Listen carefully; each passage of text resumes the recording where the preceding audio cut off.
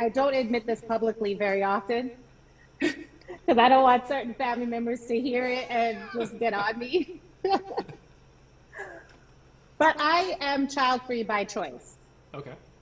You know, I do not want to have children at this point in my life. You know, there was a window and things didn't work out, and now I closed the window. I said, yeah. Said someone's trying to tell me something, and I'm going to be an awesome aunt and dog mom, and it's awesome. Okay. So I already am kind of the opinion that people need to think a little harder about reproducing and raising children. Are you going to make you know more what I of mean? you? You know what I mean? It's like, do we need more of you? I don't know. But, so why though? Why? So clearly it's not just something that's, it's not just a new, since 2016 thought. So. Right. So why? Can you delve into that a little bit for me?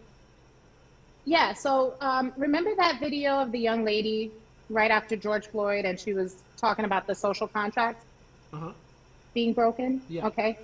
So, you know, I feel like I made all of my choices in my life to be able to reach the American dream. Okay.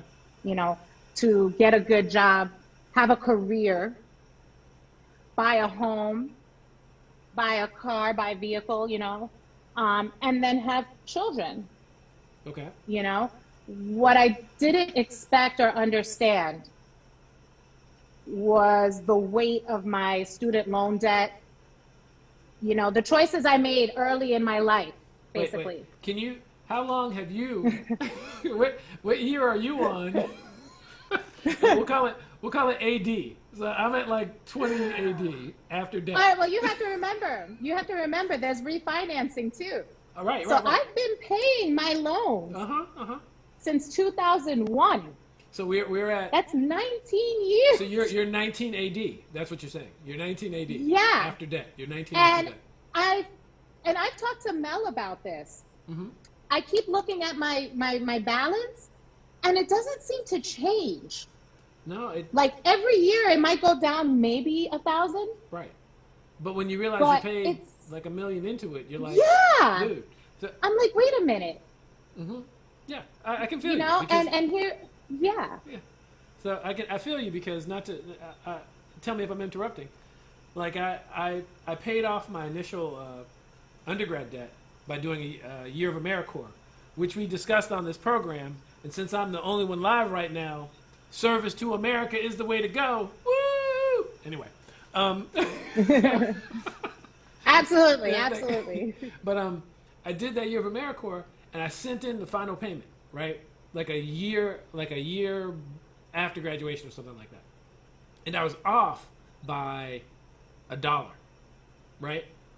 And so they sent me this mail, and this I loved it. I should have kept it, but I was young and busy. And it was like, "Dear Linda, I love you." But besides that, it was like, you owe $1. You will not have to pay this until like 2019 or something like that. But at that point, it would be $50. That is oh my God. Uncle Sam. And I was like, you are a joker. Like, really? You could have just like, call it even. I was like, okay. I was like, cool. You'll get your $1. You'll get your $1. Well, you know, and then here's the thing. I remember growing up, when I got my first job, my mom was like, listen, you put aside for your bills, you save a little money, but you pay yourself. So whether that's $5 for candy or, you know, whatever.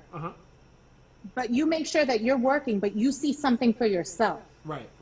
Because the minute you don't, you're going to lose the will. You know what I mean? To keep working, you know?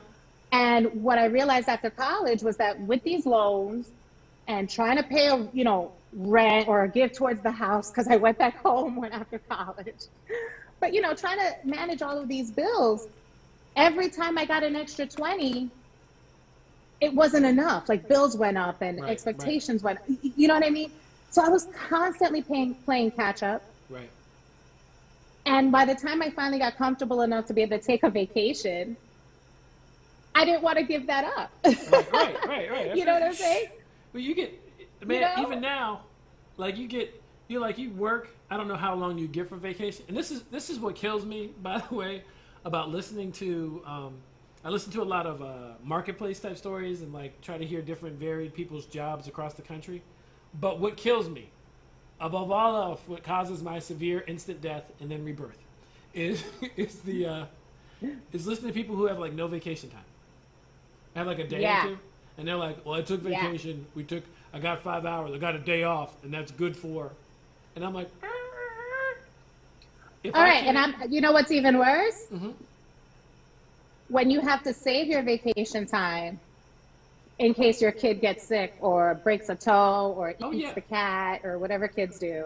Oh yeah, because like everyone else is like, well, you can because I know at least one kid's gonna be sick and I need to be there. At least one kid's gonna do this, I need to be there, and so forth and so on. Like, and there's no compassion from all you Bamas who have a higher level of employment than I do.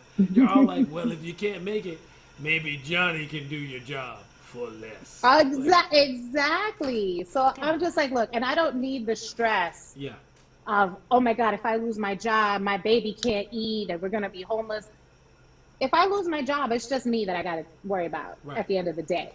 My husband is his own man and the dog, and the dog now, so. But that dog is Scrappy. Like, he can hold his own. Right. And they also make good eating, just so you know. They're That's absolutely very tasty.